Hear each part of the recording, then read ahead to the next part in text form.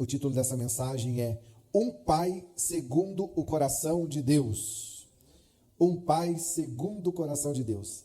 Você pode abrir tua Bíblia lá no livro de Efésios, capítulo 6, a partir do versículo 4. Ali já veio uma orientação aos pais segundo o coração de Deus. Pais, não irrite seus filhos. Mas continua um pouquinho.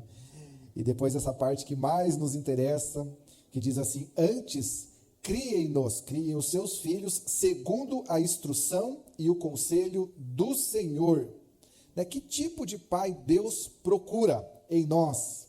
Quando nós pensamos em um pai segundo o coração de Deus, talvez você possa, junto comigo, imaginar em um pai que trabalha, um pai que protege, um pai que sustenta, um pai que procura dar coisas boas aos seus filhos. E todos esses itens, eles estão integrados num pai segundo o coração de Deus. Mas a Bíblia ela vai além disso. A pergunta bíblica que nós podemos fazer a respeito do que precisamos fazer para ser um pai segundo o coração de Deus é: o que um pai consegue dar aos seus filhos, ou que tipo de homem seus filhos estão vendo dentro de casa? Porque nós podemos deixar muitas coisas para os nossos filhos e ainda assim deixar de entregar aquilo que eles mais precisam. Nós podemos deixar dinheiro para os nossos filhos, nós podemos deixar presentes, nós podemos deixar herança para o nosso filho, nós podemos deixar educação para os nossos filhos, nós podemos deixar oportunidades para os nossos filhos, mas existe uma herança ainda maior: deixar uma referência de como é viver com Deus. Efésios 6,4, quando ele diz: criem os seus filhos segundo a instrução e o conselho do Senhor, é receber de Deus esse conselho, para que nós possamos educar os nossos filhos segundo a sabedoria que vem do alto e não somente conforme o nosso próprio entendimento. Significa ser um homem que decidiu conduzir a sua casa na direção de Deus. Um pai segundo o coração de Deus é um pai presente. Mateus 3,17 diz assim: este é o meu filho amado, em quem eu me agrado. Um pai segundo o coração de Deus é o pai que vai no dia do evento do filho. Jesus ia ter um evento, Jesus ia se batizar, e ele convidou o pai e o pai foi. E quando o pai chegou e viu o filho naquele evento maravilhoso, ele se alegrou tanto, porque ele se importava tanto, e ele não pôde se conter e se revelou em relação àquele filho, com aquele sentimento de orgulho de um pai que zela, que cuida, que ama com intensidade, e diz: esse é meu filho amado, e eu tenho tanto prazer nele. Quem gostaria, ou quem diz isso constantemente aos seus filhos? Quem deixa o seu filho perceber que realmente você se importa com ele, e que você o ama, e que você é uma prioridade na vida dele? E olha, perceba que Jesus ainda nem tinha começado o seu ministério, mas de antemão, antecipadamente, o pai já demonstra o seu amor, demonstra o seu sentimento a respeito do filho. Ou seja, o nosso amor, o amor de um pai que ama segundo o coração de Deus, não é um amor condicional, é o amor incondicional. O filho não precisa apenas saber: meu pai trabalha por mim, meu pai compra as coisas para mim, meu pai paga a faculdade, paga a escola, paga a creche para mim, meu pai traz coisas boas para eu comer. Mas ele precisa saber: meu pai está comigo. Isso é ser um pai presente. Sabe, quando eu era criança, adolescente, eu gostava muito de jogar futebol. E eu jogava mais ou menos bem até. E eu não tinha muitos recursos financeiros para participar de um clube, para pagar a prestação de um clube. E eu fiz um teste num determinado clube, uma sociedade, que tinha piscina, tinha essas coisas que a sociedade tem que você pode desfrutar. E eu fui aprovado e eu ganhei o título daquele clube sem pagar a mensalidade. A contrapartida é que eu deveria jogar futebol pelo clube, E eu ia jogar futebol. O meu pai, ele era um pai muito amoroso. Era um pai assim, que eu tenho tantas coisas boas para falar dele, tantas boas lembranças, e ele gerou na minha vida tantas sintomas de um caráter que é aprovado, que eu tenho muito a louvar e agradecer meu pai. Eu nunca vi meu pai num bar. Eu nunca vi meu pai bêbado. Meu pai, eu via ele saindo de casa antes do sol nascer, e quando ele voltava para casa, o sol já tinha se posto. Meu pai, ele sempre mostrou para a gente o valor de ser uma pessoa íntegra. Meu pai sempre mostrou para mim o valor de você honrar o seu próprio nome. E ele ensinou muitas coisas. Mas nem todo pai é perfeito. Se você tem um pai perfeito, me apresenta, que eu vou dizer para ele assim, puxa, você deve ser o pai de Jesus, né? O pai eterno, o pai todo-poderoso, que é o único pai perfeito que eu conheço.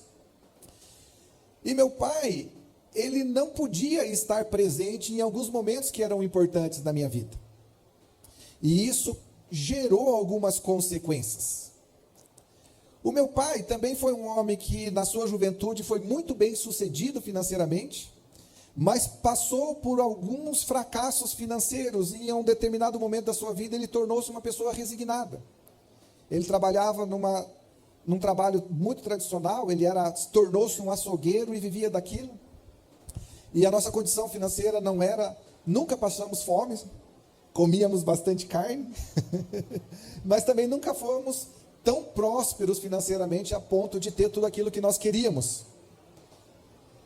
E a minha juventude, a minha infância foi na rua, com muita liberdade.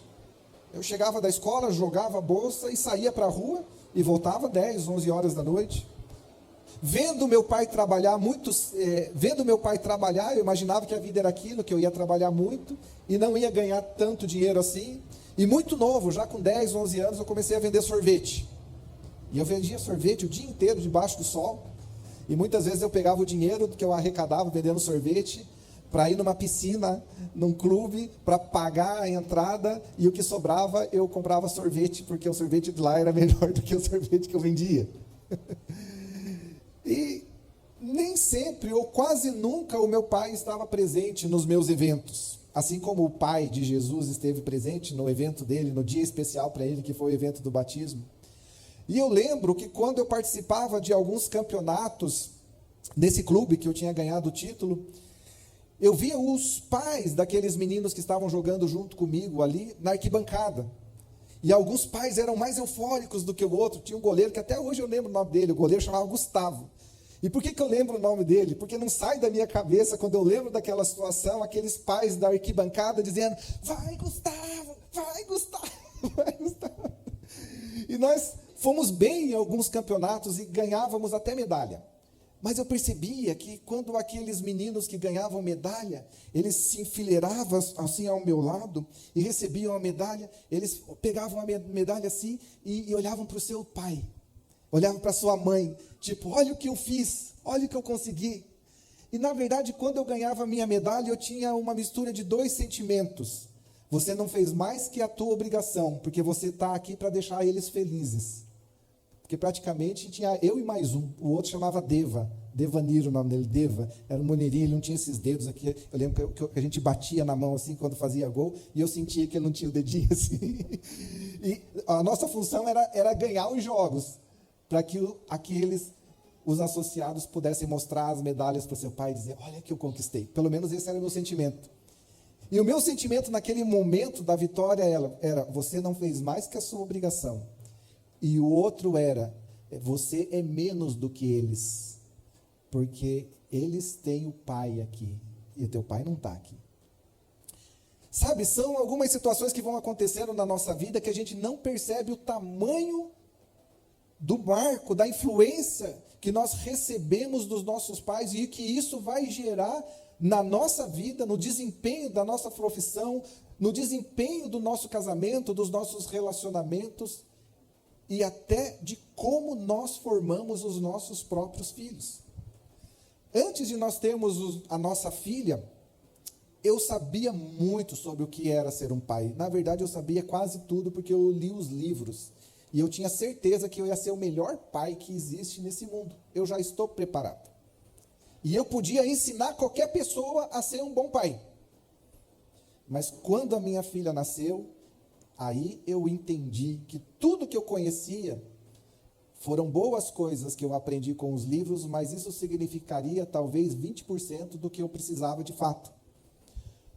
Os outros 40%, eu poderia entender que viria através de um legado a respeito do que eu recebi na minha paternidade. E os outros 40% restante é erro e acerto, é a experiência do dia a dia. Eu creio que talvez seja mais ou menos assim. Você que é pai, talvez esteja concordando ou discordando comigo, mas esse é o meu testemunho. Para mim, foi assim.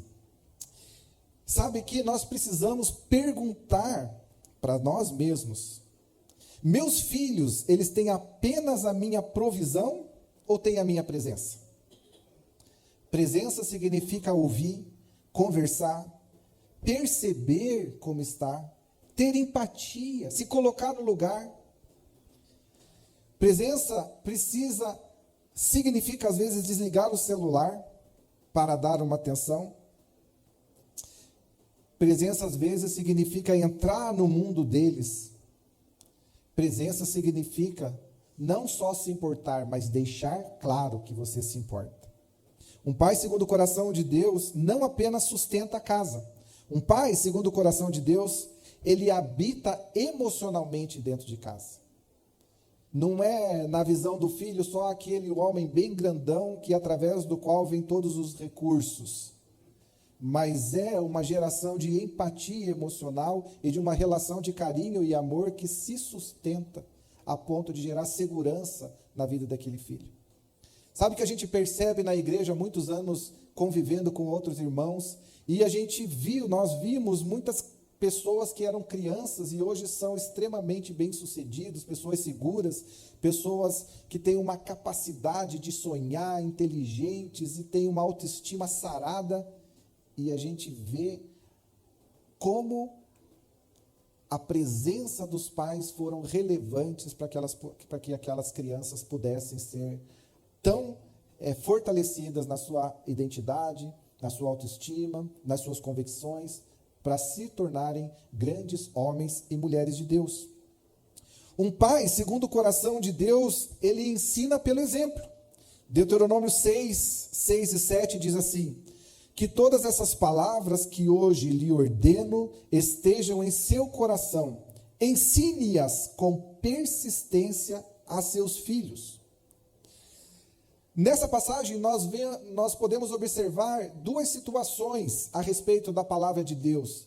Primeiro, receber a palavra no seu coração e tornar essa palavra viva, correspondendo a essa palavra na sua vida, para que depois, através não só de palavras, mas através do seu testemunho, ministrar e educar aos seus filhos na palavra do Senhor. Isso significa que a formação espiritual dos nossos filhos começa muito antes daquilo que falamos. A palavra pode até ensinar, mas o exemplo arrasta, o exemplo traz junto.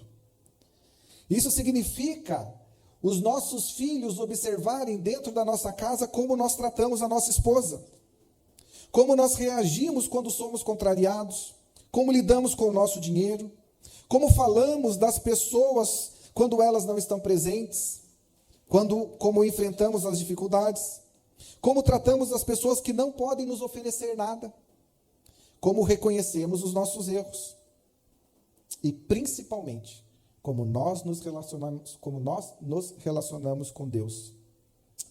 Paulo, na carta de 2 Timóteo, falando a respeito de Timóteo, ele diz: recordo-me da sua fé não fingida, que primeiro habitou em sua avó Lóide e em sua mãe Eunice. Olha como o exemplo arrasta.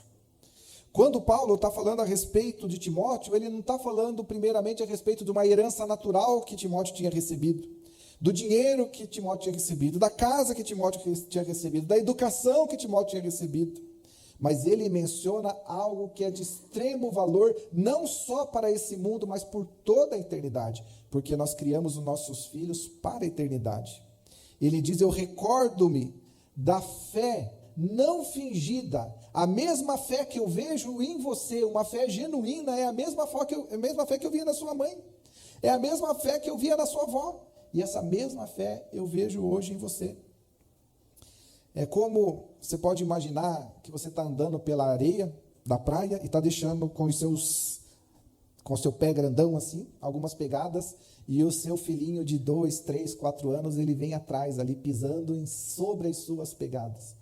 Né? Ele vai andando e você olha para trás e você percebe, puxa, os meus filhos, eles estão fazendo o que eu faço. Até parece eu quando tinha a idade deles. Porque ele está andando nos seus passos, ele está andando nos seus caminhos. Quem já viu o filho fazendo coisas que você faz? Quem já viu? Quem já percebeu? Eu sei com quem ele aprendeu a fazer isso. Né? Eu sei porque ele pensa desse jeito. Eu sei porque ele fala desse jeito. Eu conheço essa atitude. Essa atitude eu também tenho. Quem já percebeu isso? Sabe, se meu filho produzir minha maneira de viver, essa é uma grande pergunta que nós precisamos fazer a nós mesmos.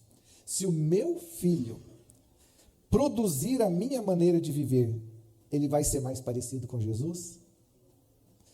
Sabe que, às vezes, essa mensagem ela pode estar parecendo uma mensagem confrontativa, mas fica tranquilo, eu estou junto. Fique em paz, eu estou recebendo junto. E é uma palavra de ideal de fé. Não é uma palavra de capacidade de experimentarmos e vivermos na sua plenitude. Porque não adianta. Nós não somos perfeitos. Não tem como sermos perfeitos. E nós não seremos perfeitos. O que nós precisamos nos tornar é coerentes. Coerentes com o estilo de vida que nós optamos por viver. Coerentes com o nosso estilo de fé, com a nossa fé. Coerente a respeito do que nós pregamos. Um pai, segundo o coração de Deus, é um pai que não apenas provê. O primeiro versículo que nós lemos, Efésios 6,4, diz: criem-nos segundo a instrução e o conselho do Senhor. Nós somos chamados não só para a provisão, mas para a formação. O objetivo de um pai cristão não é simplesmente criar os filhos para que eles sejam bem-sucedidos, mas é cooperar para formar homens e mulheres que conheçam e amem ao seu Deus. Porque, sabe, existe uma diferença muito grande, e essa é uma outra pergunta que nós devemos fazer. Não a respeito da profissão que os nossos filhos terão, mas nós devemos nos perguntar: que pessoa meu filho está se tornando? Porque independente de qual seja a profissão que os nossos filhos escolherem, independente de qual seja o trabalho que ele vai exercer, se ele for firmado no Senhor, não há dúvidas, porque a própria palavra do Senhor diz que se nós formos uma árvore junto aos ribeiros, com as nossas raízes encostadas ali, enraizadas nas correntes de águas, nós daremos frutos na estação certa. As nossas folhas não murcharão nos tempos de dificuldade, no tempo de seca, e tudo quanto fizermos prosperará. E não existe melhor bênção para abençoarmos os nossos filhos do que com a bênção das promessas do Senhor sobre a vida deles. Nós temos na Bíblia o exemplo de Abraão, em Gênesis 18:19, que diz: pois eu escolhi para que ordene aos seus filhos e aos seus descendentes que se conservem no caminho do Senhor. Sabe que a instrução que nós damos aos nossos filhos vai muito além da vida deles. Abraão foi chamado, e além de receber o conselho dos seus pais, ele recebeu o conselho direto do seu Pai eterno. E Abraão foi formado por Deus, um homem segundo o coração de Deus, e foi tido em Deus como pai da fé. E a bênção do Senhor sobre a vida de Abraão não se limitou à sua própria vida, apesar dele ter se tornado um homem extremamente próspero, até financeiramente. Não se limitou a isso, mas ele se tornou o pai de muitas nações, a ponto de nós, nós, enquanto passamos por Jesus Cristo e nos tornamos filhos de Deus, temos acesso sobre as mesmas bênçãos com as quais Deus abençoou Abraão. Ou seja, um filho que corresponde à educação abençoada segundo o coração de Deus, ele vai ser uma pessoa próspera, mas não só isso, ele vai ser um influenciador dentro da sua geração. Um filho abençoado por Deus, um filho gerado no Senhor, ele vai ser um canal de bênção do Senhor. Ele vai multiplicar essa bênção. Sabe, na minha casa os meus pais não eram religiosos. A minha mãe até um pouco mais, mas ela teve várias religiões, passou por várias religiões, e ela conheceu a Jesus por intermédio nosso, né? Logo depois que nós nos convertemos. Mas foi sempre uma mulher de fé, uma mulher que sempre buscou a Deus. Mas nós não tivemos na nossa casa uma referência de uma vida debaixo do senhorio de Jesus, cuja palavra de Deus é o alicerce e a conduta a ser esperada dos filhos. Não, nós não recebemos. E isso certamente causou algumas situações que trouxeram não boas consequências nas nossas vidas. E é isso que eu também quero acrescentar a vocês. Mesmo que em algum momento nós, como pais, venhamos a falhar, Deus não falha. E o plano de Deus para a vida dos nossos filhos, eles vão se cumprir, em nome de Jesus. E ainda, nós podemos nos encontrar com pessoas que tiveram um encontro com Jesus e que poderão tocar as nossas vidas, para nos conduzir até o nosso Pai eterno. Aquele pai que não falha, aquele pai que não é violento, aquele pai que não é bêbado, aquele pai que não é um abusador, aquele pai que é perfeito, que é paz, amor, justiça, que zela sobre a nossa vida, que zela sobre a sua vida, que tem paz, alegria, justiça, que os planos que ele tem a seu respeito são planos de paz, de dar um futuro e uma herança nele para as suas vidas. Nós nos encontramos com esse pai. Esse é o pai que é a nossa referência. Sabe que todas as religiões que você conhece têm um Deus, mas só o cristão tem um pai. Nós temos um pai. Nós temos um pai, nós temos uma casa e nós temos uma herança. Tudo nele, tudo no nosso Deus, tudo do nosso Pai eterno. Sabe que Salmo 127, 4 diz que como flecha nas mãos do guerreiro são os filhos nascidos na juventude. Como flechas nas mãos dos guerreiros são os filhos nascidos na juventude. Ou seja, nós somos o arco, nós pais, e os nossos filhos são as nossas flechas. Então, nós vamos moldá-los, nós vamos prepará-los, nós vamos colocar as características corretas para que quando nós esticarmos o arco e soltarmos, eles possam ir o mais longe possível. E isso significa investir toda a nossa vida e toda a nossa capacidade em formá-los segundo a vontade do Senhor Jesus. Porque eles são herança do Senhor. Os filhos são herança do Senhor. E a melhor coisa que pode acontecer para os nossos filhos é quando um dia ele passar por uma metamorfose, quando ele deixar de ser uma flecha para se tornar um arco, na sua constituição, ele conservar o tato, a essência, os sentimentos, as lembranças, as características e a formação de um pai que foi um excelente arqueiro. Lembra que no começo, muitas das características que eu precisava ter para ser um bom pai para minha filha vinha do legado que eu recebi do meu pai? Eu pude ter muitas dessas características, mas muitas outras faltaram. E esse déficit causou também deficiência na educação que eu dei para minha filha. Muitas vezes eu me vi repetindo ações que eu não gostava de ter recebido do meu pai, que eu detestaria reproduzir. E acabei me vendo exercendo o papel do meu próprio pai na vida da minha filha, que eu estou ainda formando.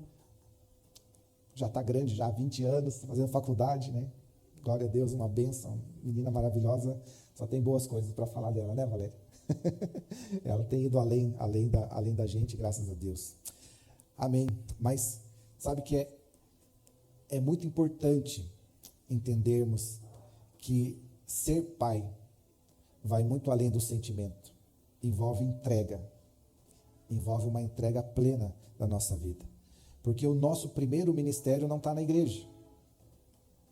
Você pode ser um grande homem de Deus, você pode ser um investidor no reino de Deus, você pode ter os dons do Senhor, se mover nesses dons, mas o teu primeiro ministério é ser pai. E demorou muito tempo para eu aprender que dentro da minha casa eu não era pastor. E isso trouxe problemas muito grandes para a minha vida e para a vida da minha filha. Até eu entender que dentro de casa eu precisava ser pai. Eu precisava ter essas características de ser presente, não só com os recursos e a provisão, mas ser presente emocionalmente, ser presente em empatia, ser presente nas necessidades, estar presente. Sabe que dentro da nossa casa nós precisamos conversar sobre Deus. Nós precisamos orar com os nossos filhos. Nós precisamos abençoá-los, ensinar os princípios, corrigir quando necessário, falar sobre as decisões que nós tomamos, compartilhar testemunhos, falar a respeito das coisas extraordinárias que Deus tem feito na nossa vida, o que já fez, mostrar como Deus agiu na história da nossa família. Nós não podemos esperar que a igreja vai fazer essas coisas, porque essa não é a responsabilidade da igreja. A igreja coopera com os pais, mas ela não substitui os pais. Essa é nossa responsabilidade. Criar os nossos filhos não é responsabilidade da igreja, é responsabilidade dos pais. Um pai segundo o coração de Deus depende de Deus. Porque depois de a gente ouvir tantas coisas e provavelmente nos sentirmos tão confrontados e às vezes até desvalorizados no que nós fomos e dos erros que nós já cometemos, e eu estou junto nisso. Talvez você possa dizer, mas eu não consigo ser um pai. E existe uma verdade nisso. Realmente nós não conseguimos ser o pai que Deus espera que nós sejamos. Nenhum de nós consegue cumprir plenamente essa missão. Não na nossa própria força. Por isso, um pai segundo o coração de Deus não é simplesmente um homem forte. É um homem que sabe onde buscar. Salmo 127:1 diz, se não for o Senhor o construtor da casa, será inútil trabalhar nessa construção. Isso muda tudo. Porque nós, os pais, nós trabalhamos, mas é Deus que constrói. Nós ensinamos, mas é Deus que transforma. Nós aconselhamos, mas é Deus que convence. Nós plantamos, mas é Deus que dá o crescimento. Nós não podemos controlar o coração dos nossos filhos. Por mais que nós procuremos ser o mais excelente possível, ainda assim, nós não podemos controlar o coração dos nossos filhos. Tem algumas situações que vão além das nossas capacidades. Nós podemos influenciar, nós podemos corrigir, nós podemos amar, nós podemos testemunhar aos nossos filhos, mas somente Deus pode transformar um coração. Por isso, além de todas essas coisas, e talvez o mais importante de todas elas, onde a nossa capacidade falha e falta, nas nossas limitações, o Senhor nos faz transbordar em toda boa obra. Por isso, um pai segundo o coração de Deus tem como alvo número 1 na sua paternidade a dependência do Senhor. É o joelho no chão e o coração em Deus. E um clamor que reconhece, de fato, eu não sou capaz. Eu não poderei estar em todos os lugares. Eu não terei sempre a resposta boa. Eu tenho até mais falhado do que acertado. Quantas vezes eu já machuquei o coração dos meus filhos? Quantas vezes os meus filhos já perceberam e até falaram para mim o quanto eles sentem falta de um pai presente? Quantas vezes eu não fui aquilo que eu precisava no momento que o meu filho tinha uma necessidade urgente? Quantas vezes eu falei? Nas nossas limitações, porque realmente nós somos imperfeitos e incapazes de dar uma educação perfeita para os nossos filhos. Mas é nas nossas limitações, quando nós buscamos ao Senhor para completar a nossa deficiência, que Ele transborda em boa obra e completa no que nós faltamos para os nossos filhos. Marcos 5, 22 e 23 diz assim: vendo Jesus, prostrou-se aos seus pés e lhe implorou insistentemente. Esse versículo fala a respeito de um homem chamado Jairo. Ele era um chefe da sinagoga, ele era um homem próspero, um homem influente, que tinha todas as condições naturais possíveis para dar uma boa educação para sua filha, mas chegou um momento que os recursos naturais faltaram, porque a sua filha adquiriu uma doença e essa menina já estava prestes a morrer. O que podemos fazer nessa situação? Esse homem buscou a Deus de todo o coração, prostrou-se aos pés de Jesus e lhe implorou insistentemente, e teve uma resposta positiva. Um pai de joelhos diante de Jesus por causa da sua filha. Talvez uma das maiores coisas que os nossos filhos precisam não seja apenas um pai que trabalhe por eles, mas um pai que ore por eles. Há batalhas dos nossos filhos que nós não podemos lutar por eles. Haverá decisões que eles precisarão tomar sozinhos. Haverá lugares onde nós não poderemos acompanhá-los, nós não poderemos estar 100% presentes em todas as situações. Por isso, talvez a maior demonstração de força de um pai aconteça quando ele está de pé diante da família, mas de joelhos diante de Deus. Sabe, a maior herança que um pai pode deixar para o filho, porque um dia os nossos filhos crescerão, a infância vai passar, os brinquedos desaparecerão, a roupa vai ficar pequena, eles construirão as suas próprias histórias. Eles se lembrarão se nós estivermos presentes. Eles lembrarão do homem que viveu dentro daquela casa, junto com eles. Eles se lembrarão dos princípios que receberam, de como os seus pais trataram as suas mães, de como nós tratamos a nossa esposa na frente deles. Eles se lembrarão se nós demos o exemplo, perdoando, mas principalmente pedindo perdão dentro da nossa casa. Eles se lembrarão da nossa fé e se ela existia apenas no domingo ou também na segunda-feira, na terça-feira, na quarta-feira. E talvez uma das maiores heranças que possamos deixar para os nossos filhos é poder dizer: eu vi meu pai seguindo Jesus. Amém? Vamos ficar de pé?